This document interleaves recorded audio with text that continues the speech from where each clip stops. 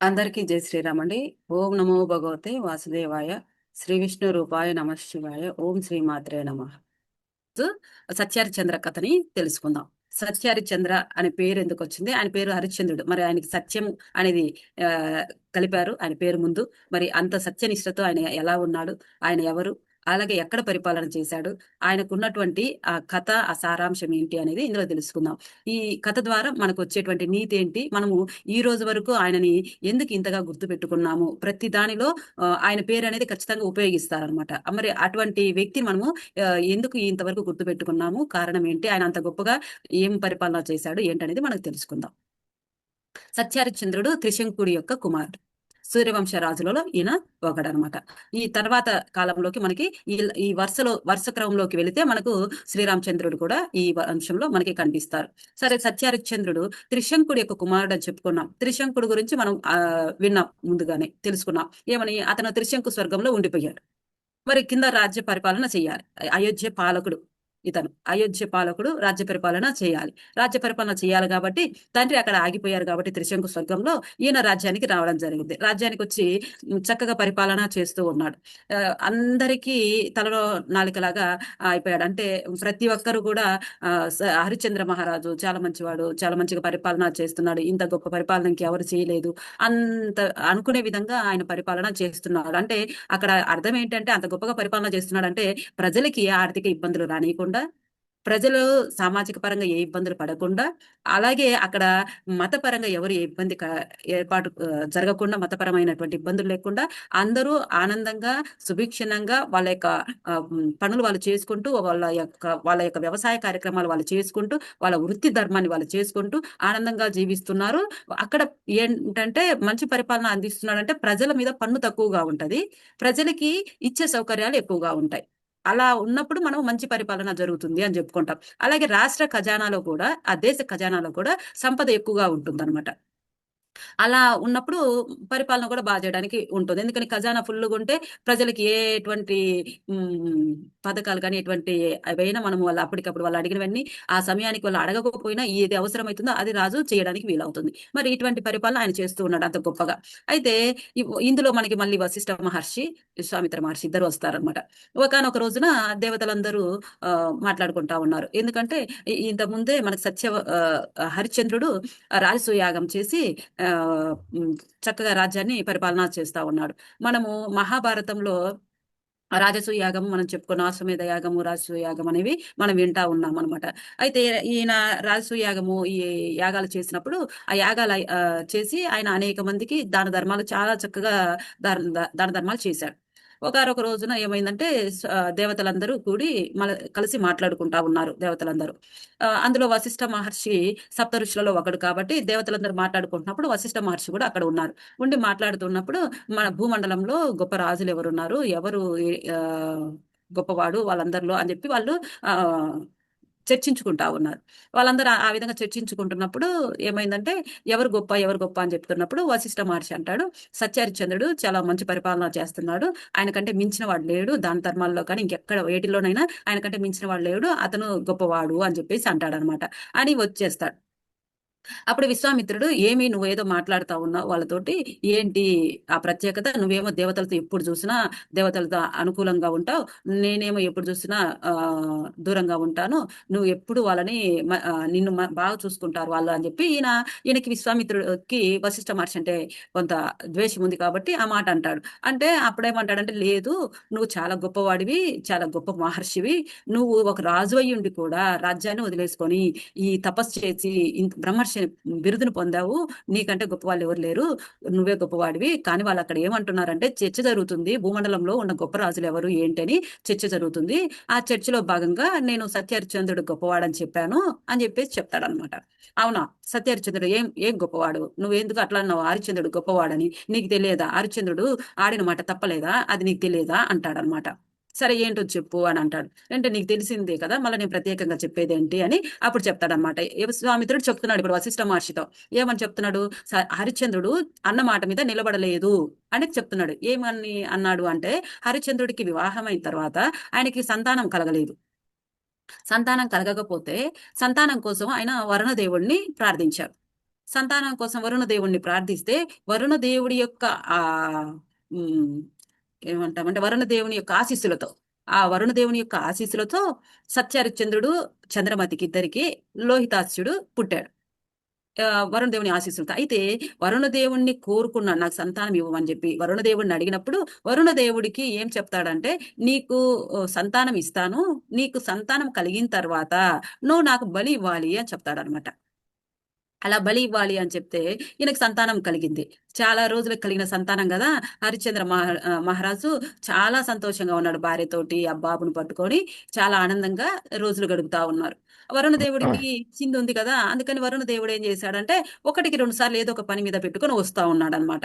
అలా వస్తూ ఈయనకి ఇది గుర్తు చేద్దామని వస్తున్నాడు, నాకు ఇచ్చిన వరం ఇది ఉంది అని. అయితే ఈయన సత్యహరిశ్చంద్రుడు ఆ వరాన్ని మర్చిపోయాడు. ఆయనకు ఏదైతే చెప్పున్నాడో నేను మళ్ళీ బలి ఇవ్వాలి అంటే సరే ఇస్తాను, నాకు ముందు సంతానం ఇవ్వు చాలు అని చెప్పి అడిగింది. ఆయన మర్చిపోయాడు ఇస్తానని చెప్పింది. ఆ వరుణదేవుడు ఎన్నిసార్లు వచ్చినా కూడా ఆయనకి ఇదిగో మీరు నాకు ఆ రోజు చెప్పారు, నేను మీ మాటని నెరవేర్చాలి కదా, నేను ఈ పని చేస్తాను అని చెప్పేసి ఆయన ఎప్పుడు అనట్లేదు. వస్తున్నాడు ఏదో ఒక దాని మీద చెప్పి ఆయన వెళ్ళిపోతున్నాడు, పాపం ఆయన పంపించేస్తున్నాడు. ఇంకా అట్లా వరుణదేవుడికి పాపం తను చెప్పింది చేయలేదు. అప్పుడు వశిష్ఠ మహర్షి ఒక రోజున అడుగుతాడు, నేను ఇలా సంతానం కావాలని అడిగాను, వరుణదేవుడు అనుగ్రహంతో నాకు బాబు కలిగాడు, కానీ బాబు కలిగిన తర్వాత నేను ఆయనకి ఏం చెప్పాను అంటే ఆయన అడిగారు నాకు బలి ఇవ్వాలని, సరే ఇస్తాను, ముందు నాకు సంతానం ఇవ్వండి, సంతానం లేకుండా ఉండడం అనేది నాకు బాధగా ఉంది, నాకంటూ ఒక వారసుడు ఉన్నాడని చెప్పుకున్న తర్వాత మీరు ఏ పని చేయమన్నా చేస్తానని చెప్పాను ఆ రోజు. ఈ రోజు నాకు వారసుడు కలిగాడు, నాకు ఈ వారసుడు కలగడం వల్ల చాలా ఆనందంగా ఉంది, మరి నా తర్వాత రాజు అవుతాడు వాడే, నా వంశానికి నా వంశం నిలబడుతుంది కదా, మరి ఇప్పుడు ఎలా నేను బలి ఇవ్వగలుగుతాను, నాకు ఉన్నింది ఒకగానొక కొడుకు అని చెప్పి ఈ హరిశ్చంద్ర మహారాజు బాధపడుతూ కులగురువు అయిన వశిష్ఠ మహర్షితో మాట్లాడతారు. అప్పుడు వశిష్ఠ మహర్షి ఏమంటారంటే సరే నువ్వు ఇవ్వాలనుకుంటున్నావు, సరే నీ కుమారుని ఇవ్వకుండా ఇంకా వేరే వాళ్ళని ఇవ్వండి, అబ్బా బదులు ఇంకొక బాబుని తీసుకొచ్చి ఇవ్వండి అని చెప్పి ఈ కులగురు వశిష్ఠ మహర్షి చెప్తారనమాట. ఆ ప్రకారము ఆయన ఈ వశిష్ఠ మహర్షి ఏం చెప్తాడో ఆ పనే చేస్తాడు. ఆ విధంగా తను తన కుమారుణ్ణి బలివ్వలేదు. ఇప్పుడు ఇక్కడ విశ్వామిత్రుడు ఈ విధంతా చెప్తున్నాడు, ఆ రోజు నువ్వు కదా ఆ బాబు బదులు ఈ బాబుని ఇంకొక బాబుని తీసుకొచ్చి ఇవ్వమని చెప్పావు, నేను అలా బాబును కూడా ఇవ్వకుండా, అంటే ఇంకొక బాబును ఇవ్వచ్చు బలికి అని చెప్పేసి అన్నాక నేను అది కూడా ఇవ్వకుండా ఆ ఏ బాబుని మరణించనీయకుండా నేను కదా నీకు చెప్పాను మార్గము, ఏం చేయకుండానే వరుణదేవుడు మిమ్మల్ని అనుగ్రహించాడు కదా, మరి అక్కడ ఇస్తానని చెప్పి బాబును బలిస్తానని చెప్పి బాబును బలి ఇవ్వలేదు అంటే చెప్పిన మాట మీద నిలబడలేదు కదా హరిశ్చంద్ర రాజు, మరి నువ్వు ఎట్లా చెప్తావు ఆయన గొప్పవాడని అని ఇప్పుడు ఈయన గుర్తు చేస్తున్నాడు అనమాట. అంటే బాబుని ఇవ్వాలి బలికి, ఈయన ఇవ్వలేదు, ఇవ్వకుండా ఇంకొక బాబుని తీసుకొచ్చి ఇవ్వాలి అన్నప్పుడు అది కూడా ఇవ్వనీయకుండా విశ్వామిత్ర మహర్షి ఆ సమయంలో సహాయం చేశాడనమాట. అందువల్ల ఆ విధంగా అయిపోయింది అది. అయితే నేను కదా నీకు చెప్పాను, మరి నువ్వు ఆ విధంగా ఈ రోజు నువ్వు హరిశ్చంద్రుడిని గొప్పవాడని అట్లా చెప్తావు, నేను నిరూపిస్తాను చూడు, హరిశ్చంద్రుడు మాట తప్పేవాడు, ఆడిన మాట తప్పేవాడు అని నేను నిరూపిస్తాను, నువ్వు గమనించు అని చెప్పి కోపంతో వెళ్ళిపోతాడు. అప్పుడు అక్కడ ఉన్నటువంటి వాళ్ళందరూ మాట్లాడుకుంటున్నప్పుడు అక్కడ ఉన్న వాళ్ళందరూ కూడా ఆశ్చర్యంగా చూస్తారు ఎంత కోపంతో పోతున్నాడు అని. ఎందుకంటే విశ్వామిత్రుడికి కోపం అనేది చాలా ఎక్కువ ఉంది. పాప ఆయన ఆ కోపం వల్లనే అన్ని సంవత్సరాలు చేసుకున్న తపస్సు అంతా ఫలమంతా పోగొట్టుకుంటా ఉంటాడు. సరే ఇప్పుడు వెళ్ళిపోయి అరణ్యంలోకి వెళ్ళిపోయి తపస్సు చేసుకుంటా ఉన్నాడు ఎవరు, విశ్వామిత్ర మహర్షి. సత్యహరిశ్చంద్ర హరిశ్చంద్ర మహారాజుకి ఈ విషయాలు ఏం తెలియవు కాబట్టి ఆయన మామూలుగానే రాజ్య పరిపాలన చేస్తున్నాడు. ఒకనొక రోజున వేటకి బయలుదేరాడు హరిశ్చంద్ర మహర్షి. వేటకు బయలుదేరినప్పుడు వేటాడుతూ ఒక చోట ఆయన ఆగి అన్ని పరిశీలన చేస్తా ఉంటే ఒక స్త్రీ యొక్క గొంతు ఏడుపుతో ఆయనకి వినపడుతుంది, మహిళ గొంతు ఏడుపుతో వినపడితే అప్పుడు ఆయన ఎక్కడి నుంచి వస్తుందా ఈ గొంతు అని చెప్పి అటువైపు పోయి చూస్తే ఒక మహిళ ఏడుస్తుంది. ఎందుకమ్మా ఏడుస్తున్నావు, నీకేమి ఇబ్బంది కలిగింది ఈ రాజ్యంలో అని చెప్పి అడిగితే, మీ రాజ్యం వల్ల నాకేం ఇబ్బంది కలగలేదు, మీ పరిపాలనలో మేము చాలా సంతోషంగా ఉన్నాము, కానీ ఈ విశ్వామిత్ర మహర్షి ఇక్కడ తపస్సు చేస్తున్నాడు, ఈయన తపస్సు చేసి అనేక శక్తుల్ని అంటే తపస్సు ఫలం ద్వారా ఇప్పుడు ఆయనకు ఉన్నటువంటి తపస్సు ఫలంతోనే కదా ఈ ప్రతి సృష్టి చేసి స్వర్గాన్ని ఒకటి ఏర్పాటు చేశాడు. మరి ఆయనకి తపస్సు చేస్తే ఆయనకి తప ఫలం వస్తా ఉంది, దానితో అన్నిటినీ ఆయన ఆధీనంలోనే ఉంచుకోవాలని చూస్తాడు, ప్రతిదీ ఆయన ఆధీనంలోనే ఉండాలి, ఆయన ఏం చెప్తే అది చెయ్యాలన్నట్టుగా ఉంటుంది, మరి మాకు మా యొక్క స్వేచ్ఛ అనేది పోతా ఉంది, మాకు ఇబ్బందికరంగా ఉంటుంది అని చెప్పేసి ఆమె బాధపడుతుంది. ఆమె బాధపడితే సరే అమ్మా నీకు ఆ బాధను కలిగించను, నీకు ఆ బాధ లేకుండా నువ్వు ప్రశాంతంగా ఉండేలా చేస్తాను అని చెప్పేసి ఆమెకు ఆ మాట చెప్పి విశ్వామిత్రుడి దగ్గరికి వస్తాడు. విశ్వామిత్రుడు చూస్తాడు హరిశ్చంద్ర మహారాజుని. ఆయన ముందే అనుకున్నాడు కదా, ఈయన ఎలాగైనా నేను ఆ ఆడిన మాట తప్పించాలని ముందే అనుకున్నాడు కాబట్టి ఎందుకు అంత కోపం ఎందుకు ఆయనకి? ఈ కులగురు ఎవరు వీళ్ళకి? వశిష్ఠ మహర్షి. ఆ మహర్షి మీద ఉన్న ద్వేషంతో ఆయన ఏమైనా చేస్తున్నాడు. ఇప్పుడు హరిశ్చంద్ర మహారాజుని నేను ఆ, గమనిస్తాను అని చెప్పి అన్నాడు కాబట్టి ఇప్పుడు ఈ హరిశ్చంద్ర మహర్షి ని చూశాడు. వచ్చాడు విశ్వామిత్ర మహర్షి దగ్గరికి వచ్చాడు హరిశ్చంద్ర మహర్షి. వచ్చి కూర్చొని, ఏం రాజా ఇంత దూరం వచ్చావు, ఇక్కడ నాతో పని ఏమైనా ఉందా, మీరు ఇక్కడ వరకు వచ్చారు అని చెప్పేసి మాట్లాడాడు. ఎందుకంటే మహర్షుల దగ్గరికి ఎవరు తొందరగా పోము కాబట్టి. అంటే అవును, మీ మీ దగ్గరికి వచ్చాను, మీరు తపస్సు చేసినందువలన కొంతమందికి ఇబ్బందిగా ఉంటుందంట, మీరు కొంత తపస్సు చేయడం అనేది ఇంకా ఆపండి, చేసినంత చాలా తప ఫలం మీకు ఉంది, మీరు తపస్సు చేసేది ఆపండి అని చెప్పి అంటే, సరే చూద్దాము అని చెప్పేసి అంటాడు. ఆయన వెళ్ళిపోతాడు హరిశ్చంద్ర. అయితే సారీ, ఆయన సరే అని చెప్పి ఆయన దగ్గర ఏం చేస్తాడు అంటే ఆ, ఆయనకి నేను మానుకుంటాను, నేను చెయ్యండి అని చెప్పేసి హరిశ్చంద్ర మహారాజు అట్ట పక్కకు పోగానే విశ్వామిత్ర మహర్షి కోప్పడతాడు. నాకు చెప్పేవాడా, నేనెంత వాడిని, ఈయనెంత వాడు, నేను ఎంత తపస్సుతో ఎంత ఫలంతో ఉన్నాను, తప ఫలం నా కాడ ఎంత ఉంది, నా అంత గొప్పవాడికి ఈయన చెప్పడానికి వస్తాడా అని కొంత అహంకారం అహంభావం అనేది ఆయనలో ఉంది. ఎందుకంటే కోపం ఉంటే ఇంకా అవన్నీ ఉంటాయి సహజంగా అని కోప్పడతాడు. కోప్పడితే సరే అని చెప్పేసి ఆయన కోప్పడి మళ్ళీ అలా ఉంటాడు. ఒకానొక రోజున మళ్ళీ ఈయన అలా వేటాడడానికి వస్తా ఉంటాడు. వేటాడడానికి వస్తా ఉంటే ఆ అడవిలోనే చూస్తాడు. చూసి ఒక బ్రాహ్మణుడి యొక్క వేషాన్ని ధరిస్తాడు. బ్రాహ్మణ వేషం ధరించి ముసలి రూపంతో ఉండి బ్రాహ్మణ వేషం ధరించి ఉంటాడు. సో హరిశ్చంద్ర మహారాజు వేటలోకి వచ్చాడు కదా, అది చూసి ఆయన కరెక్ట్ గా ఆయన ఎక్కడైతే ఉంటాడో అక్కడికి ఆయన కనపడేటట్టుగానే అక్కడ ఆ సమయానికి ఉంటాడు అనమాట. ఉండి ఈయన కనిపించగానే రాజా అని చెప్పేసి వాళ్ళు వస్తాడు. వచ్చి ఏంటి అని అంటాడు. కావాలని ఇద్దరు, ఒక పాపను ఒక బాబుని, అంటే ఒక అమ్మాయి ఒక అబ్బాయిని సృష్టించుకొని పెట్టుకుంటాడు. ఇద్దరిని పిలుచుకొని అక్కడ పెట్టుకొని, నాకు వీళ్ళిద్దరూ నా పిల్లలు, నాకు ఈ అమ్మాయికి వివాహం చేయాలంటే నాకు కష్టంగా ఉంది, ఈ మా అమ్మాయికి నేను వివాహం చేయాలి, నా కూతురికి వివాహం చేయడానికి కావాల్సినటువంటి ధనాన్ని మీరు ఇవ్వండి అని చెప్పేసి అడుగుతాడు. ఇతను చేసే ప్లాను ఆయనకు అర్థం కాల. ఆయన మామూలుగా నా రాజ్యంలో నేను దాన ధర్మాలు అనేకం చేస్తున్నాను కదా, సరే నా దగ్గర ఉన్నింది ఆయన వాళ్ళ కూతురికి వివాహానికే కాబట్టి కూతురి వివాహానికి ఎంత ఖర్చు అవుతుందో అంత ఇస్తాను అని చెప్పేసి, సరే నేను ఇస్తాను, నేను మీరు రాజ్యానికి రండి, రాజ్యంలో నేను మీకు ఇస్తాను, మీరు ఎంత అడిగితే అంత ఇస్తాను, మీకు ఎంత అవసరమో అంత ఇస్తాను, మీరు రాజ్యానికి వచ్చి తీసుకోండి అంటాడు. మర్చిపోవద్దు మహారాజా, నేను వస్తాను, ఇప్పుడు అడవిలో ఉన్నాను కదా, నేను ఇంటికి వెళ్ళాక మీరు రాజ్యానికి వెళ్ళిన తర్వాత నేను మీ దగ్గరకు వచ్చి నేను మీ దగ్గర తీసుకుంటాను, మీరు గుర్తుపెట్టుకోండి, మళ్ళీ ఇంకొకసారి చెప్తున్నాను, నేను అడిగినంత మీరు ఇవ్వాలి అని చెప్పేసి అంటాడు. సరే అడిగినంతే ఇస్తాను అని చెప్పేసి ఆయన రాజు ఆ మాట చెప్పి వెళ్తాడు. అడిగినంత అంటే ఆయన ఏదో వాళ్ళ కూతురు వివాహానికి అన్నాడు కాబట్టి వివాహానికి అడిగినంత అనుకుంటాడు కానీ ఈ విశ్వామిత్రుడు ఇంకా మళ్ళీ దానికి ఇంకొక కొత్త ప్లాన్ వేస్తాడని పాపం ఆయనకు తెలియదు. సరే రాజ్యానికి వెళ్ళిపోయాడు, భార్య బిడ్డతో కొడుకుతో బాగా ఆనందంగా కొనసాగుతున్నాడు, జీవితాన్ని కొనసాగిస్తా ఉన్నాడు. అయితే ఒకనొక రోజున విశ్వామిత్రుడు ఇంకా మళ్ళీ ఆయన అనుకున్నది నెరవేర్చుకోవాలి కదా, ఆయన ఏం చేశాడు, విశ్వామిత్రుడు రాజ్యానికి వెళ్ళాడు. వెళ్ళిన తర్వాత రాజును కలిశాడు. రాజును కలిసి, గుర్తుపట్టావా మహారాజా నన్ను అన్నాడు. అంటే ఆయన అప్పుడు ఏంటి, నేను ఎక్కడ చూశాను ఏంటంటే, నువ్వు నాకు అడవిలో ఇలా నాకు నువ్వు మాట ఇచ్చావు అంటాడు. అప్పుడు అడవిలో మాట ఇచ్చింది నేను బ్రాహ్మణుడికి అని అంటే, నేనే విశ్వామిత్రుడినే, నేను ఆ విధంగా నీ దగ్గర తీసుకున్నాను అని అంటాడు అనమాట. అప్పుడు సరే చెప్పండి, నేను ఏ మాట అయితే మీకు ఇచ్చానో నేను ఆ మాటని నేను కాదనలేను, మీకేమి ఏమి కావాలో ఒకసారి అడగండి, మీకు ఆ రోజు అంటే మీరు నాకు అడిగినంత ఇస్తామని మాట అన్నారు, మీకు గుర్తుందా అని అంటాడు. అవును నాకు గుర్తుంది, నేను అడిగినంత ఇస్తానన్నాను, మీరు ఆ రోజు మీ కుమార్తె వివాహానికి అని అడిగారు కదా, నేను ఇస్తానని చెప్పాను, ఇబ్బంది లేదు, మీరు ఎంత అడుగుతారో అడగండి అది ఇస్తాను అంటాడు. ఎంత అడుగుతారో అడగండి ఇస్తాను అనగానే ఏమంటాడు, నాకు ఈ సర్వ సామ్రాజ్యం కావాలి అంటాడు. ఆయన ఏమనడు, సరే తీసుకోండి అంటాడు. ఆ భార్య బిడ్డ ఏమవుతారా ఏంటా ఏం ఆలోచించదు. బలి చక్రవర్తిని కదా, 3 అడుగులు అడిగితే ఆయన ఏం అడగకుండా ఏం ఆలోచించకుండా ఎట్లాగైతే ఇచ్చేశాడో ఆ స్వామికి, ఈయన ఇక్కడ నీ సర్వ సామ్రాజ్యం కావాలి అనగానే, సరే నా భార్య బిడ్డ ఉన్నారు కదా, మరి నేను వాళ్ళని అడగాలని కూడా ఆలోచించకుండా సరే ఇచ్చేస్తాను తీసుకోండి అన్నాడు. సరే మొత్తం సామ్రాజ్యం అంతా ఇచ్చేశాడు. ఇంకా భార్య కొడుకుతోటి కట్టుబట్టలతో బయటకు వచ్చేసాడు. వస్తే ఏమంటాడు, నువ్వు సర్వ సామ్రాజ్యం అంటే ఇచ్చావు, తీసుకున్నాను, మరి నాకు దక్షిణ ఏది, నాకు దక్షిణ ఇవ్వాలి కదా అని అడుగుతాడు. రాజ్యం అడిగినాక తీసుకున్నాక ఇంకా దక్షిణ ఆయన ఎక్కడి నుంచి తెచ్చిస్తాడు? దక్షిణ అడుగుతున్నాడు, నాకు దక్షిణ పెట్టు అని అంటున్నాడు.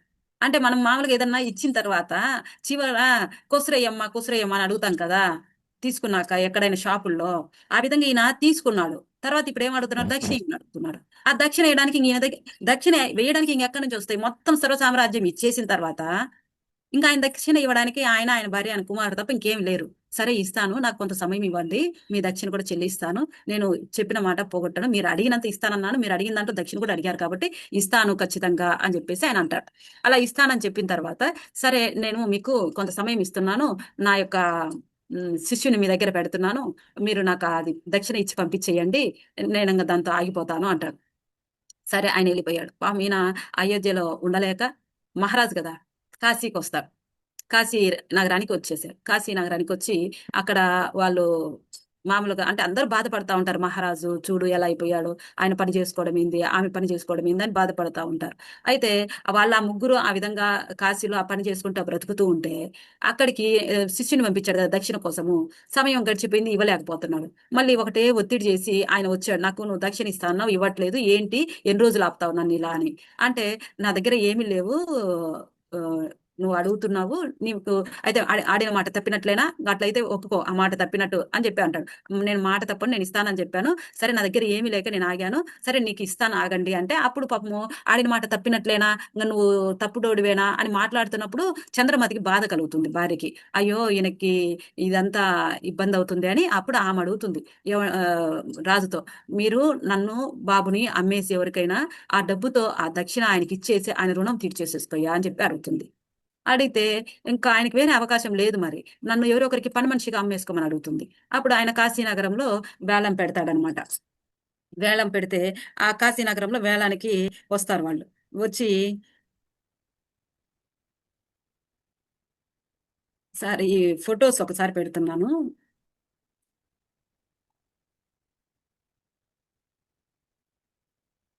కాశీ నగరంలో వాళ్ళు వస్తారు. వచ్చిన తర్వాత కాశీ నగరం అంతా తిరుగుతా ఉంటాడు. భార్యని కొడుకుని తీసుకొని నగరం అంతా చుట్టూ తిరుగుతుంటారు. ఎవరైనా కానీ మాలో ఎవరినైనా కానీ మీరు కొనుక్కోవచ్చు, నాకు ఇంత రొక్కం ఇచ్చి కొనుక్కోండి, నాకు ఈ రొక్కం కూడా ఇదిగో ఈ అవసరానికి నేను ఇవ్వాలి, కాబట్టి నన్ను కొనుక్కొని నాకు రొక్కం ఇవ్వండి అని చెప్పి ఆయన తిరుగుతా ఉంటారు.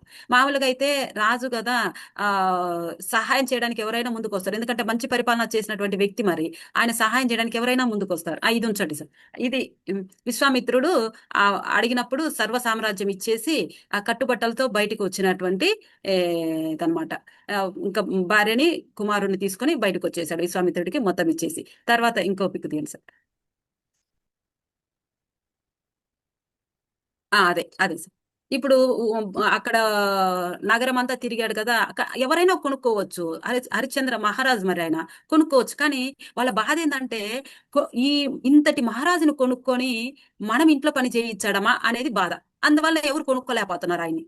సరే ఒక బ్రాహ్మణుడు, నేను నీ భార్యని కొనుక్కుంటాను అంటాడు. ఇప్పుడు నీ భార్య అయితే నాకు ఇంట్లో పని మనిషిగా పనిచేస్తుంది కాబట్టి నీ భార్యను కొనుక్కుంటాను అంటే, భార్యను కొనుక్కోవడం వరకే, బాబుని ఆయన కొనుక్కోలేదు. ఆమె చంద్రమతిని కొనుక్కోవడంతో చంద్రమతితో పాటు ఆ బాబు ఆమెతో పాటు వెళ్ళిపోవాల్సి వచ్చింది అనమాట. సరే నీ భార్యని మీ బిడ్డల్ని నేను చూసుకుంటాను, వాళ్ళకి నేను ఆ అంటే వాళ్ళకి అన్ని సౌకర్యాలు అందిస్తాను, కానీ ఆమె నాకు ఇంట్లో పని చేయాల్సిందే, మా వాళ్ళు ఏ పని అడిగితే ఆ పని చేయాలి, దానికైతే నేను ఒప్పుకొని నేను కొనుక్కుంటున్నాను అని చెప్పి ఆ భార్యని కొనుక్కోవడం జరిగింది పని మనిషిగా. అంటే మనం ఏమంటాం, ఇప్పుడు పని మనిషిగా అమ్మ పనికి వస్తావా అని చెప్పేసి అడిగి మనం పని చేయించుకుంటాం. కానీ ఏంటంటే అప్పుడు ఇలా వాళ్ళు చేసుకోవాలంటే కొనుక్కోవాలన్నమాట. ఆ తర్వాత చాలా కాలం వరకు ఇంట్లో పని మనిషిని కొనుక్కోవడం అనేది జరిగేది. అయితే ఇప్పుడు ఈయన భార్యని ఆ బ్రాహ్మణుడికి అమ్మడం వలన ఆయన ఇచ్చినటువంటి రొక్కము విశ్వామిత్రుడికి ఇచ్చాడు. నాకు ఇది సరిపోలేదు అంటాడు. చూడండి, భార్యని అమ్మేసుకున్నా కూడా ఇచ్చిన రొక్కం ఏదైతే ఉందో అది ఆయనకి ఇస్తే, ఇది నాకు సరిపోలేదు, నా దక్షిణ ఇది సరిపోలేదు, ఇంకా నువ్వు నాకు దక్షిణ ఇవ్వాల్సిందే అంటాడనమాట. సరే ఇస్తాను, నాకు సమయం ఇవ్వండి, నా దగ్గర ప్రస్తుతానికి లేవు అని చెప్పి ముందు భార్యను అమ్మేశాడు కాబట్టి ఆమె ఆ బాబుతోటి ఆ బ్రాహ్మణుడి ఇంటికి, కాశీ నగరంలో బ్రాహ్మణుడి ఇంటికి వెళ్ళిపోయింది. ఇప్పుడు హరిశ్చంద్ర మహారాజు ఒక్కరు ఉన్నారు. ఇంకా దక్షిణ పూర్తి అవ్వలేదా అంటున్నాడు ఈయన.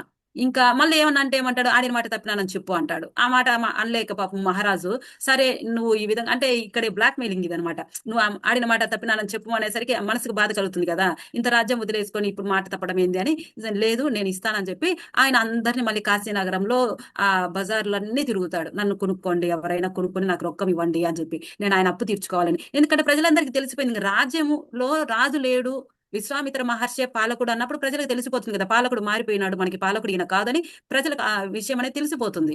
ఇంకా వాళ్ళకి అర్థమైంది ఈయన రాజే కానీ విశ్వామిత్రుడికి ఇవ్వాల్సి వచ్చింది ఆయన అనుకున్న మాట ప్రకారం అని. ఇప్పుడు ఆయన కొనుక్కోవాలంటే ఎవ్వరు కొనుక్కోరు. ఇప్పుడు చెప్పాం కదా కారణం ఏంటి, అంత గొప్ప మహారాజుని మనం ఇంట్లో పెట్టి పని ఎలా చేయించుకుంటాము అనేది ప్రతి ఒక్కరికి ఉన్నటువంటిదే. సరే అంతా నగరం అంతా తిరుగుతుంటే ఒక కాటి కాపరికి సరే నాకు ఉపయోగపడతాడు కదా ఇలా తిరుగుతా ఉంటే లాస్ట్ ఉంది చూడండి సార్.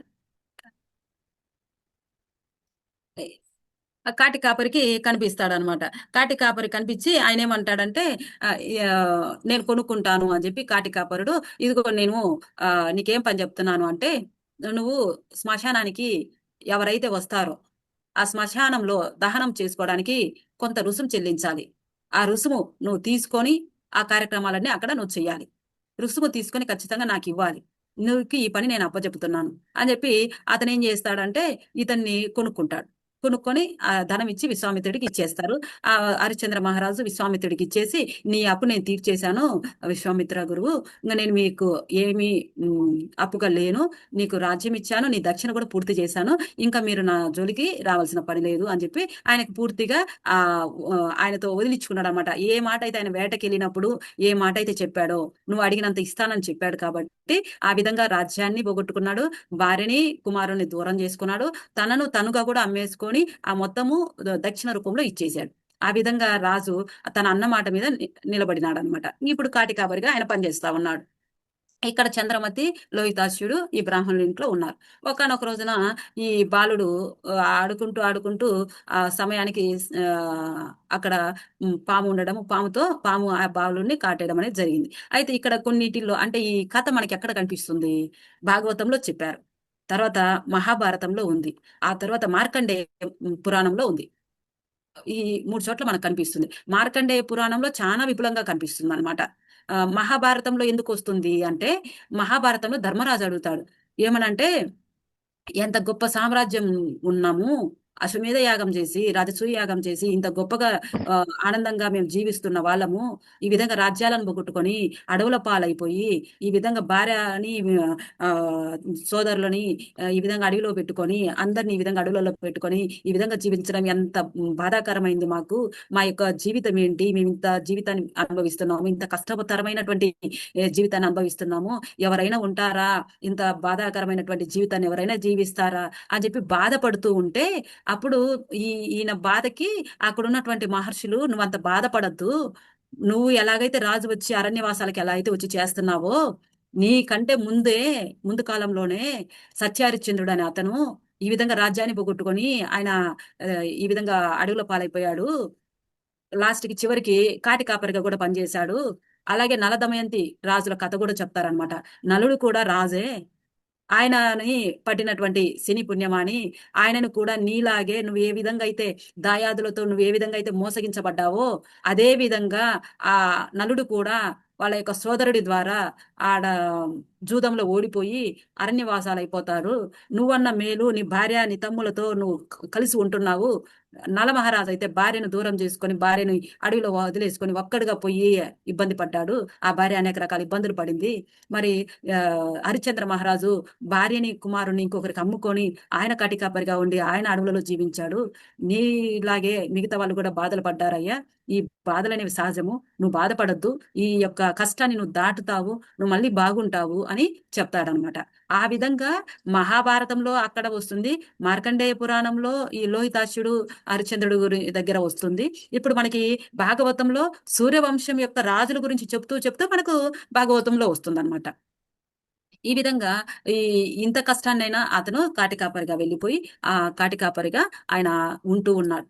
ఇక్కడ ఈమె బాబుకి అందులో మనకి వాటిలో ఏం చెప్తున్నారంటే విశ్వామిత్ర మహర్షినే ఆ బాలుడికి ఆ విధంగా జరిగేటట్టుగా చేశాడు అని చెప్పి కొన్నిట్లలో ఉందన్నమాట. సరే ఏదైతేనేమో బాబుకి ఆ పాము కాటేసి బాబు మరణించడం అనేది జరిగింది. ఆ విషయము ఆమెకి ఆ పిల్లలు వెళ్ళి చెప్తారు. చెప్తే అయ్యో మా బాలుడు చనిపోయినాడని, మా బాలుకి పాము కరిచిందంట, చనిపోయినాడని ఆమెకు తెలియదు. బాబుకి పాము కరిచిందంట, నేను వెళ్తాను మా బాబు దగ్గరికి అంటే ఆ బ్రాహ్మణుడు ఏమంటాడంటే, నువ్వు నాకు పని మనిషివి, నాకు చేయాల్సిన పనులు చాలా ఉన్నాయి, ముందు నువ్వు నా పని పూర్తి చెయ్యి, ఆ తర్వాత నువ్వు వెళ్దువు గాని, నా పని పూర్తి చేయకుండా నువ్వు వెళ్ళావంటే నేను ఒప్పుకోను అని అంటాడనమాట. ఇంకా 5 నిమిషాలు పూర్తి చేసేస్తాను కథ అంతా అని అంటే, అప్పుడు ఆమె ఏమంటుందంటే, పాపం చాలా బాధపడతా ఏడ్చుకుంటానే పని పూర్తి చేసి, బ్రాహ్మణుడికి పని పూర్తి చేసి, ఆమె ఏం చేసిందంటే, పూర్తి అయిపోయినాక, పని పూర్తి అయిపోయింది, నేను మళ్ళీ వెళ్తాను మా బాబు దగ్గరకంటే, నేను నిన్ను కొనుక్కున్నాను డబ్బిచ్చి, నువ్వు నా పని చేయాలని, నువ్వు ఆడ ఎక్కువసేపు ఉన్నావంటే ఒప్పుకోను, నువ్వు మళ్ళీ తిరిగి రావాలి అంటే, సరే వెంటనే వచ్చేస్తాను మా బాబుని తీసుకొని వెళ్తున్నాను. అక్కడికి వెళ్ళి చూస్తే ఏముంది, బాబు కాటేసిన దగ్గర పడున్నాడు కదా, ఆ బాబుని ఒళ్ళోకి తీసుకొని చూసుకుంటే బాబు చనిపోయి ఉన్నాడు. ఆమెకి చనిపోయినాడని వాళ్ళు కాటేసిందని చెప్పి పిల్లలు వచ్చి చెప్పినారు, కానీ ఆ టైంకి అది జరగలేదు. తర్వాత బాబు ఎవరు లేకపోవడంతో, ఆ బాబుకి చికిత్స చేయకపోవడంతో, అన్ని కారణాలతో ఆ బాబు మరణించాడు. సరే, ఆమె బాబుని తీసుకొని మరి ఇంకా కార్యక్రమాలన్నీ పూర్తి చేసుకొని మళ్ళీ బ్రాహ్మణుడి ఇంటికి మళ్ళీ ఉదయాన్నే వెళ్ళాలి, మళ్ళీ పని చేయాలి కదా. అందుకని ఆమె ఏం చేసింది, ఆ బాలుని తీసుకొని ఆ సమయంలోనే ఆ కాశీనగరంలో ఉన్నటువంటి శ్మశాన వాటికి వెళ్తుంది. ఆమెకి తెలియదు భర్త ఇలా అమ్ముడు పోయినాడు వేరే వాళ్ళకి, కాటికాపరిగా ఉన్నాడని. ఎందుకంటే ఈమె బ్రాహ్మణుడికి అమ్ముడు పోయింది, ఇంకా అక్కడే ఉంటుంది, ఈయన పట్టించుకోలేదు. ఇంకా హరిశ్చంద్ర మహారాజు వెళ్ళి అడగడానికి లేదు కదా, అందుకని వాళ్ళు అక్కడే ఉన్నారు. ఆమెకి తెలియదు ఈయన ఇక్కడ ఉన్నాడని. బాబుని తీసుకొని వచ్చి బాధపడుతూ ఏడ్చుకుంటూ వచ్చి ఆ కార్యక్రమాలు, దహన కార్యక్రమాలు చేయడానికి వస్తే, అప్పుడు ఆయన అంటాడు, ఎవరు నువ్వు ఏంటి అని అడిగితే, నా పేరు ఇది, నా బాబు ఇలా అని అంటే, అప్పటి వరకు ఆయన బయట పడడు, ఎందుకంటే రొక్కం ఖచ్చితంగా చెల్లించాలన్నమాట. ఆయన ఆమె నా దగ్గర ఏమీ లేవండి అని చెప్పి అని అంటుంది. ఏమీ లేవా, ఏమి లేకపోతే ఎట్లా, నాకు రొక్కం చెల్లించకపోతే నేను నీకు ఇక్కడ దహన కార్యక్రమాలు చేయించడానికి లేదు అంటే, నువ్వు నీ వాళ్ళు ఎవరు లేరంటే, నాకు వాళ్ళు ఎవరు లేరండి, నేను ఇలా హరిశ్చంద్ర మహారాజ్ భార్యని అని చెప్పి ఆమె చెప్తుంది. అంటే మనకు సినిమాలో ఆమె తాళిబొట్టును చూసి నీ తాళిబొట్టుంది ఈ అని చెప్తే గుర్తుపట్టారని చెప్పేసి అంటాం కదా, ఆమె తనకు ఎవరు లేరా అని ఆయన అడిగినప్పుడు, నాకు ఉన్నారండి, కానీ ఇలా మేము అమ్ముడు పోయాను, మా రాజు ఎక్కడున్నాడు, నాకు నా భర్త హరిశ్చంద్ర, ఆయన ఎక్కడున్నారో నాకు తెలియదు, కానీ నా బాబుకి ఇలా అయింది అంటే, అప్పుడు ఆయన అయ్యో చంద్రమతి, మన బాబు ఏమైంది, బాబుకి ఎందుకు ఇలా జరిగింది అని అడుగుతాడు. అప్పుడు బాబుకి పాము కాటేసిందంట, నువ్వు నా రాజావా అని చెప్పి పాపం అప్పుడు బాధపడుతుంది, నా భర్తవా నువ్వు, నువ్వు ఈ పనికి ఒప్పుకున్నావా, నాకు తెలియదు, ఎంత కష్టం వచ్చింది మనకు అని చెప్పి, అప్పుడు ఇద్దరు భార్య భర్తలు ఇద్దరు అనుకొని బాధపడి ఏడ్చుకుంటారు. ఇద్దరు ఎంత కష్టం వచ్చింది మనకి, పిల్లాన్ని ఇలా చంపేసుకున్నామే అని బాధపడి, అయ్యో బాబుతో పాటు మనం ఏం చేయాలి, ఉండి మనం చేయాల్సింది ఏముంది, ఇంకా మన వారసుడే పోయాడు, నేను ఈ వారసుడి కోసమే నేను ఆ వరుణ దేవుడి దగ్గర అనుగ్రహం తీసుకొని బాబును మనము పొందాము, మరి ఇదే వారసుడిని చంపుకోలేక, బలి ఇవ్వలేక, పుట్టిన కొడుకుని వారసత్వం పోతుందే, నెక్స్ట్ వంశం ఆగిపోతుందే, నిర్వంశం అయిపోతుందే అని చెప్పి నేను ఆ బాలుని బలి ఇవ్వలేక ఆ వరుణ దేవుడికి మాటల్లో ఆపేసుకుని ఆయనకు చెప్పుకున్నాను, నచ్చ చెప్పుకున్నాను, ఇవ్వలేకపోయి ఆగిపోయాను. మరి ఈ బాలుడిని ఈ రోజు పోగొట్టుకున్నాక నాకు జీవితం ఏం చేసుకోవడానికి, కాబట్టి మనం కూడా ఇద్దరము ఇదే దానిలో ఇద్దరము ఈ అంటే బాబుకి ఏవైతే దహన కార్యక్రమాలు పెడతారో వాటిల్లో మనం కూడా పడిపోయి చనిపోదాము అని చెప్పి, ఈయన భార్యను చంపడము, కత్తితో నరకడం కాదండి, ఇద్దరు కలిసి ఒకేసారి మనం కూడా బాబుతో పాటు ఆ యొక్క దాని మీద, చితి మీద మనం కూడా పడిపోయి మనం కూడా చనిపోదామని ఇద్దరు నిర్ణయించుకొని, ఇద్దరు అలా చనిపోవడానికి బాబునితో పాటు వీళ్ళు కూడా చనిపోవడానికి సిద్ధపడితే, అప్పుడు బ్రహ్మాది దేవతలందరూ వచ్చి ప్రత్యక్షమై, హరిశ్చంద్ర మహారాజా మీరు అలా వెళ్ళొద్దు, మీరు చితిమంటల్లోకి వెళ్ళొద్దు, మీ యొక్క సత్యనిష్టని పరీక్షించడానికి విశ్వామిత్ర మహర్షి చేసిన పనంతా ఇదంతా, మేమందరం మీ వెంటే ఉన్నాం, నువ్వు ఇప్పటికి కూడా నువ్వు ఆడిన మాటని తప్పలేదు అని చెప్పేసి ఆయన భార్యని, ఆ కుమారుడు చనిపోయిన బాబును కూడా బ్రతికిచ్చి అతన్ని వాళ్ళ రాజ్యాన్ని అంతా కాపాడారు. తర్వాత విశ్వామిత్ర మహర్షి కూడా వస్తాడు, వచ్చి రాజా నేను నిన్ను పరీక్షించడానికి కోసం ఇంత చేశాను, నిన్ను చాలా కష్టాలు పెట్టాను, చాలా ఇబ్బందులకు గురి చేశాను, నా తప్పు క్షమించయ్యా అని చెప్పేసి అన్నప్పుడు వశిష్ఠ మహర్షికి కోపం వస్తారు. నేను కులగురువుని సత్యహరిచంద్రుడికి, నన్ను పెట్టుకొని నువ్వు హరిశ్చంద్రుని ఇన్ని కష్టాలు పెట్టావు, ఇంత కష్టాలు పెట్టి ఇన్ని చెయ్యాలా అని చెప్పేసి వశిష్ఠ మహర్షి కోపం వచ్చి ఆయనకి శాపం ఇస్తారు. విశ్వామిత్రుడు దానికి కోపం వచ్చి వశిష్ఠ మహర్షికి శాపం ఇస్తారు. ఇద్దరు మళ్ళీ ఇంకో రూపాలు ఎత్తేటట్టుగా. అప్పుడు దేవతలందరూ అలా వద్దులండి, మీరు మళ్ళీ ఈ విధంగా మళ్ళీ ఇద్దరు శాపాలు పెట్టుకొని చేయడం వద్దు, మీ శాపాలను ఉపసంహరించుకోండి అని ఇద్దరికి నచ్చజెప్పడంతో ఇద్దరు ఉపసంహరించుకుంటారు. సత్యహరిశ్చంద్రుడికి మళ్ళీ ఆయన రాజ్యం ఆయనకు అప్పచెప్పేస్తాడు విశ్వామిత్రుడు, నాకేం వద్దు, నేను నిన్ను నిరూపించడం కోసం ఇదంతా చేశాను, నువ్వు సత్యనిష్టతోనే ఉన్నావు, మాట తప్పకుండా ఉన్నావు, నువ్వు మాట తప్పకుండా ఉన్నావు కాబట్టే ఇన్ని కష్టాలు పడ్డా చివరికి మళ్ళీ నీ యొక్క ఆ సత్యనిష్టతో దేవతలందరూ వచ్చి నీకు అనుగ్రహం ఇచ్చారు అని చెప్పేసి ఆయన దేవతలందరూ చెప్తారనమాట. అనమాట. అంటే మనం ఏమైతే సత్యం మీద అంటే అన్ని చోట్ల కాదండి. మనకి మన ప్రాణానికి ఇబ్బంది అవుతున్నప్పుడు మనం సత్యంతోనే ఉండాల్సిన పని లేదు. ప్రాణానికి, మానానికి ఇబ్బంది అవుతున్నప్పుడు ఇంకొకరికి మన జీవితానికి ఇబ్బంది కలిగిస్తున్నాం అనుకున్నప్పుడు కాకుండా మిగతా అన్ని సమయాల్లో మనం సత్యంతోనే ఉంటేనే మంచిది అని మనకి సత్యహరిశ్చంద్రుడి కథ ద్వారా తెలుసుకుంటున్నాం అనమాట. అయితే కొన్ని చోట్ల మనం చూస్తుంటాం ప్రాణానికి, మానానికి ఇబ్బంది కలిగినప్పుడు మనం ఏ మాట మీద ఉన్నామో అదేలాగా ఉండాల్సిన అవసరం అయితే లేదు ఇప్పుడున్న కాలానికి. ఆ కాలానికంటే అది జరిగింది. అప్పుడు ఉన్నప్పుడు ఏమి ఇబ్బంది అనిపించలేదు. ఇప్పుడున్న కాలానికి కొన్ని సార్లు అయితే మనము మన అవసరాన్ని బట్టి, మనకు అక్కడున్న పరిస్థితిని బట్టి మనం తప్పించుకొని బయటపడాలి కాబట్టి మనం అలా ఇప్పుడు ఉండొచ్చు. కానీ అన్నిట్లలో అలా ఉండడానికి వీల్లేదు. థ్యాంక్ యూ అండి. Thank you. సర్వం శ్రీకృష్ణార్పణమస్తు. ఓం నమో భగవతే వాసుదేవాయ. శ్రీ విష్ణు రూపాయ నమ శివాయ. ఓం శ్రీమాత్రే నమః.